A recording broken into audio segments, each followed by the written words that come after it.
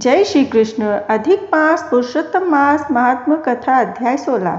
श्री नारायण बोले, हे महाप्राज्ञ, हे नारद, वाल्मीकि ऋषि ने जो परम अद्भुत चरित्र दृढ़धन्वा राजा से कहा, उस चरित्र को मैं कहता हूँ, तुम सुनो। वाल्मीकि ऋषि बोले, हे दृढ़धन्वन, हे महाराज, हमारे वचन को सुनिए। गरुड़ जी ने केशव भगवान की आज्ञा से इस प्रकार ब्राह्मण से कहा। गरुड़ जी बोले, हे द्विश्रेष्ठ, तुमको 7 जन्म तक पुत्र का सुख नहीं है। यह जो वचन हरि भगवान ने कहा सो इस समय तुमको वैसा ही है। फिर भी कृपा से स्वामी की आज्ञा पाकर मैं तुमको पुत्र दूंगा। हे तपोधन, हमारे अंश से तुमको पुत्र होगा, जिस पुत्र से गौतमी के साथ तुम मनोरथ को प्राप्त करोगे। किंतु पुत्र से होने वाला दुख तुम दोनों को अवश्य होगा। हे द्विशार्दूल, तुम धन्य हो जो तुम्हारी बुद्धि हरि भगवान में हुई। हरि भक्ति सकाम हो अथवा निष्काम हो, हरि भगवान को दोनों ही प्रिय है। मनुष्यों का शरीर जल के बुदबुद के समान क्षण में नाश होने वाला है। उस शरीर को प्राप्त कर जो हृदय में हरि के चरणों का चिंतन करता है, वह धन्य है। इस अत्यंत दुस्तर संसार से तारने वाले हरि भगवान के अलावा दूसरा और कोई नहीं है। यह हरि भगवान की ही कृपा से मैंने तुमको पुत्र दिया है। मन में श्री हरि को धारण कर सुखपूर्वक विचारो और उदासीन भाव से संसार के सुखों को भोगो। वाल्मीकि ऋषि बोले, गौतमी और सुदेव दोनों स्त्री पुरुष के देखते देखते उत्तम वर को देकर उसी समय गरुड़ पर सवार होकर भगवान हरि शीघ्र ही वैकुंठों को चले गए। सुदेव शर्मा भी स्त्री के साथ अपने मन के अनुसार पुत्र रूप वर को पाकर अपने घर को आया और उत्तम गृहस्थ आश्रम से सुख को भोगने लगा। कुछ समय बीतने के बाद गौतमी को गर्भ रहा और 10वां महीना प्राप्त होने पर गर्भ हुआ। प्रसूति काल आने पर गौतमी ने उत्तम पुत्र पैदा किया और पुत्र के होने पर सुदेव शर्मा बहुत प्रसन्न हुआ। श्रेष्ठ ब्राह्मणों को बुलाकर जात कर्म संस्कार किया और अच्छी तरह स्नान कर ब्राह्मण श्रेष्ठ सुदेव शर्मा ने उन ब्राह्मणों को बहुत दान दिया। ब्राह्मण और स्वजनों के साथ बुद्धिमान सुदेव शर्मा ने नामकरण संस्कार किया। कृपालु गरुड़ जी ने प्रेम से यह पुत्र हुआ था। शरतकालीन चंद्रमा के समान उदय को प्राप्त तेजस्वी यह सुख के सदृश है। इसलिए मेरा यह प्रिय पुत्र सुखदेव नाम वाला हो। माता के मन को आनंद देने वाला वह पुत्र पिता के मनोरथ के साथ साथ शुक्ल पक्ष के चंद्रमा के समान बढ़ने लगा। पिता ने हर्ष के साथ उपनयन संस्कार कर गायत्री मंत्र का उपदेश दिया। बाद वह बालक वेदारंभ संस्कार को प्राप्त कर ब्रह्मचर्य व्रत में स्थित हुआ। उस ब्रह्मचर्य के तेज से युक्त बालक साक्षात दूसरे सूर्य के समान शोभित हुआ। बुद्धि सागर उस बालक ने वेद का अध्ययन प्रारंभ किया। उस गुरु वत्सल बालक ने सद्बुद्धि से अपने गुरु को प्रसन्न किया और गुरु के एक बार कहने मात्र से समस्त विद्या को प्राप्त किया।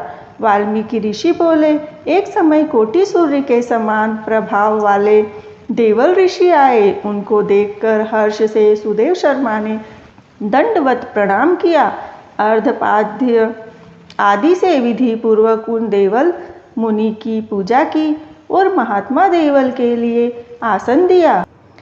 अति तेजस्वी देवदर्शन देवल ऋषि उस आसन पर बैठ गए।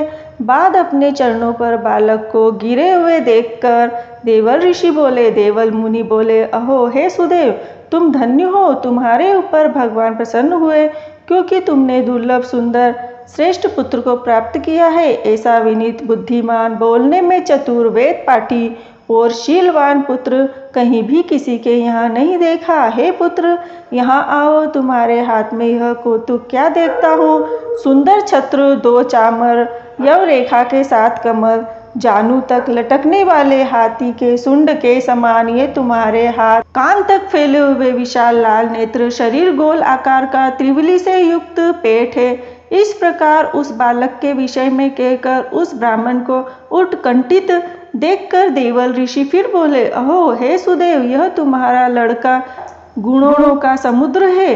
कंधा और कोख का संधि स्थान गुण है। शंख के समान उतार चढ़ाव युक्त गला वाला, चिक्कड़ टेढ़े शीर के बाल वाला, ऊंची छाती लंबी गर्दन, बराबर कान, बेल के समान कंधा, इस तरह समस्त गुणों से युक्त यह पुत्र श्रेष्ठ भाग्य का निधि है। एक ही बहुत बड़ा दोष है जिससे सब व्यर्थ हो गया। इस प्रकार कहकर सिर कांपते हुए दीर्घ श्वास लेकर देवल मुनि बोले, प्रथम आयु की परीक्षा करना, बाद लक्षणों को कहना चाहिए। आयु से हीन बालक के लक्षणों से क्या प्रयोजन है? हे सुदेव, यह तुम्हारा लड़का 12वें वर्ष में डूबकर मर जाएगा। इससे तुम मन में शोक नहीं करना। अवश्य होने वाला निसंदेह होकर ही रहता है। मरणासन को औषध देने के समान उसकी कोई प्रतिक्रिया नहीं है।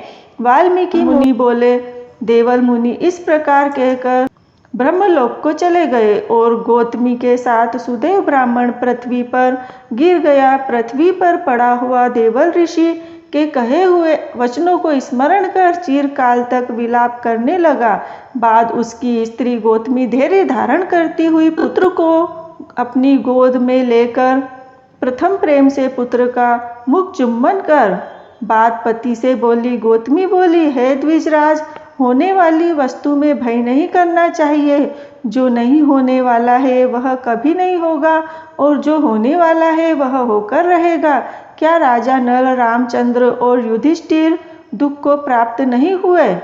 राजा बलि भी बंधन को प्राप्त हुआ, यादव नाश को प्राप्त हुए, हिरण्याक्ष कठिन वध को प्राप्त हुआ, वृत्रासुर भी मृत्यु को प्राप्त हुआ, सहस्त्र अर्जुन का सिर काटा गया, रावण के भी उसी तरह सिर काटे गए। हे मुने, भगवान रामचंद्र भी वन में जानकी के विरह को प्राप्त हुए। राजर्षि परीक्षित भी ब्राह्मण से मृत्यु को प्राप्त हुए। हे मुनीश्वर, इस प्रकार जो होने वाला है वह अवश्य होता है। इसलिए हे नाथ, उठिए और सनातन हरि भगवान का भजन करिए, जो समस्त जीवों के रक्षक है और मोक्ष पद को देने वाले हैं। वाल्मीकि ऋषि बोले।